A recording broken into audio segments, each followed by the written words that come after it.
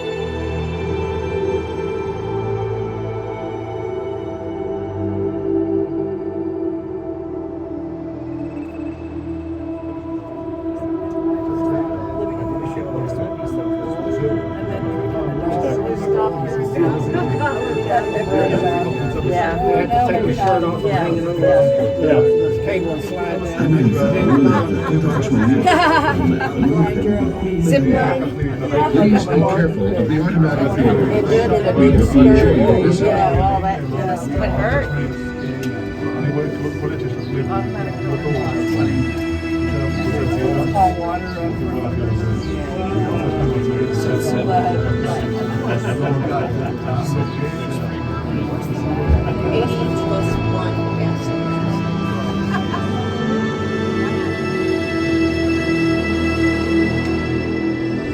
This way.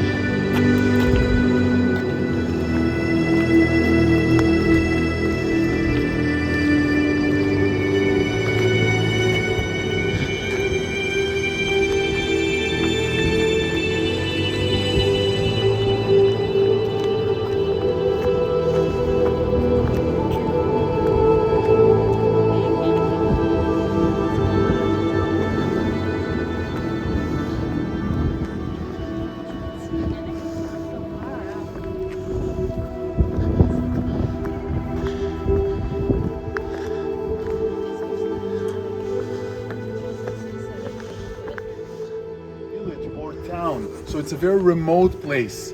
So if the enemy will come over here, he will be away from his supply, and it's a great advantage for the defenders. Now, here is the, and we are only 200 feet above the sea level. Wow. Okay, but since the Dead Sea is about 1,350 feet under the sea level, so it's about 1,550 feet difference between top to bottom. And we climb up, we saw the snake path. There are 4 trails leading up to the top, one on each side. And the defenders blocked 2 of them and left 2, the snake path, and on the other side to serve them. So what we see from here, that's the top of Mount Masada. I want you to notice the wall of Masada over there. We're going to talk about it very soon. You see the wall? It's actually made from case-made wall. It means that the wall is actually made from chain of rooms. You see it? Look at the wall. The wall is made from chain of rooms. That's both to save building materials, but also to allow extra rooms or extra space to store soldiers, weapons, and ammunition in a time of war. Now, right over there, there is incredible Western Palace. That's for VIP guests that come to visit you. And right on the other side, you see the WC sign? behind it, don't worry, I'm not going to take you as far as there, but there is a swimming pool. And I'm talking about semi-Olympic size swimming pool on the top of Masada. Just imagine, okay, to bring your guests over here 2,000 years ago in the midst of the desert, and you can go and enjoy swimming pool. Now, this quarry over here was used to cut the stones to build the palace that we're about to see, okay? But later, the same quarry was used as a moat, a defense canal, surrounding the rest of Masada from the royal section. So right now we are entering the royal section. If you came here at Jesus' time, yes, I'm talking about the times of Herod the Great, or the Herod after him, you would be welcomed by Roman soldiers. Herod the Great trained his army like the Romans. Commander's residential area. This is the open courtyard that you have right here. We are right here. Yes? We want to show you the storage rooms and talk about it. 1 acre of Masada. Those long buildings, when you see those, storage rooms. 1 acre of Masada was dedicated to be storage rooms. Over here we found one of the 3 bathhouses that were in Masada. I'm not sure if we will go into this bathhouse because we already saw one bathhouse at Beit Shean and we talked about it, but that one is far more beautiful, okay? Used by the king and his people. And we found also a ritual bath in this bathhouse, yes? So you go to the sauna and then you go to the ritual house. Mikveh and Roman bathhouse. That's the time of Herod. And we'll talk about it more. Here is the gathering area. The king or the commander can speak to the people from up here. And that's maybe the place where Elazar ben Yair, the leader of the Sicarais, convinced everybody to commit the suicide. In this area. Here is the palace. 1, 2, 3. So we will see the storage rooms, the palace, the northern palace. We will continue here to see the synagogue of Masada. And here, roughly, will be the breaching point, where the Romans built the Roman ramp and brought the siege towers and the battering ram and breached into Masada. Okay? And we'll be back to the cable car. Now, I'm already telling you today it's super hot. So what I'm asking all of you is not to make too much effort. Look at your friends' faces. If you see their faces are turning too red, just let them know, hey guy, you look too red. You need to take it slow, okay? We're concerned about you get overheated, okay? Sunstroke, that's what we're concerned about. Now I want to say a few words about this before we continue. What I want to tell you is this. Igael Yadin, the chief of the archaeologists who excavated Masada, he liked to say that Masada have body and soul. Body and soul. The body of Masada is everything you see around you, which is the beautiful luxury palace built by Herod the Great. The soul of Masada is everything that we cannot see. Why? Because it's inside. And those are the almost insignificant remains of the 1,000 men, women, and children who lived over here, the Jewish rebels, because they lived in each one of the rooms around you was families of Jewish refugees, especially in the casemate walls. That's where the majority was living. And the Western Palace over there, that was the command center. That's where they made decisions and ensured their food supply and their bread supply. Imagine your own family coming over here and try to find privacy for 7 or 8 years in those gigantic royal rooms. So what they did, they used Herod's the Great Palace as a source for building materials, and they built dividers, primitive dividers, so they can get privacy. We found 230 cooking facilities. So we can tell you that in each one of the rooms, Sami. A beautiful luxury palace. Everything you see around you didn't look brown and scruffy like it is today. It was all covered with white plaster from the outside.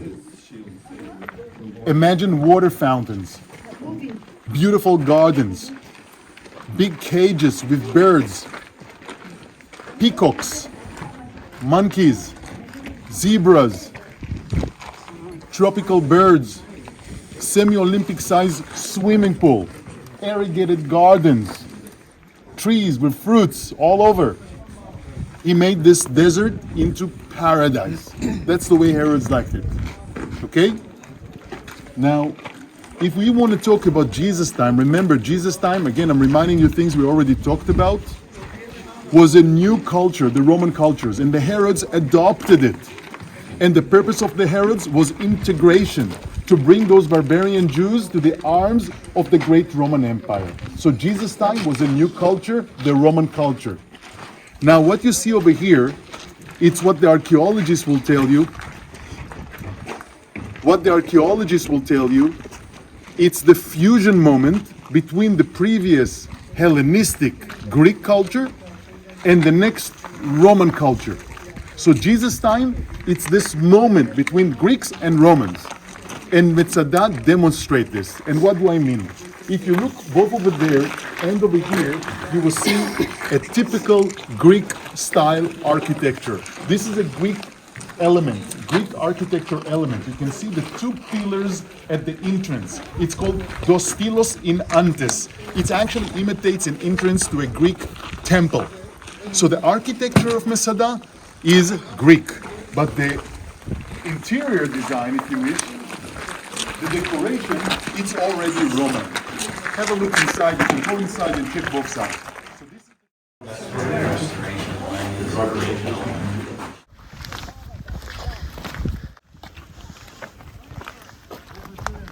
from the inside was highly decorated by beautiful frescoes like you see over here. And I'm just reminding you, we saw something very similar at Magdala Synagogue. So again, this is fresco, fresh.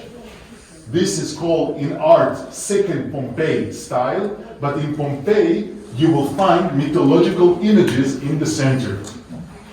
Okay, so let's say a Roman person will come over here, he will think that something is missing. Yes, it's like there's nothing in it. Where is Heracles? Where is the mythological images that he used to? So what we see over here, the Jews adopted the style, the fashion, yet they kept the Jewish character. And again, it's not just the mosaics, it's not just the frescoes, also the mosaics and many other things as well. They adopted the bathhouse, but they made the mikveh in the bathhouse. Okay? Adopted the fashion, yet they kept the Jewish character. So here they took the geometrical shapes and placed it in the center. So that's unique Jewish design. Two more things that recently were discovered about this. It's made by an artist that probably came from Alexandria. After Marcus Antonius and Cleopatra lost the Battle of Actium, yes, 24 BC. You remember they committed suicide with the snake story. So the artist who used to work for Cleopatra at Alexandria came over here and started working for Herods.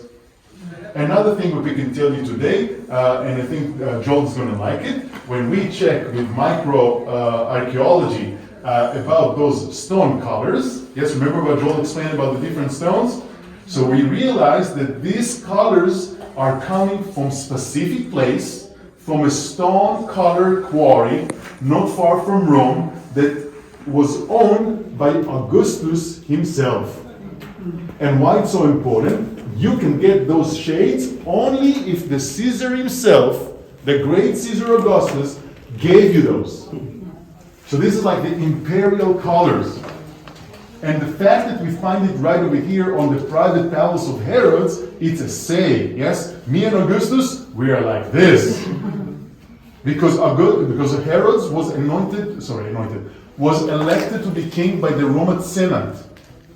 So the way he saw it, or the way people saw it, you have Augustus, you have Agrippa, and after them, Herods, the third most important figure all over the Roman Empire.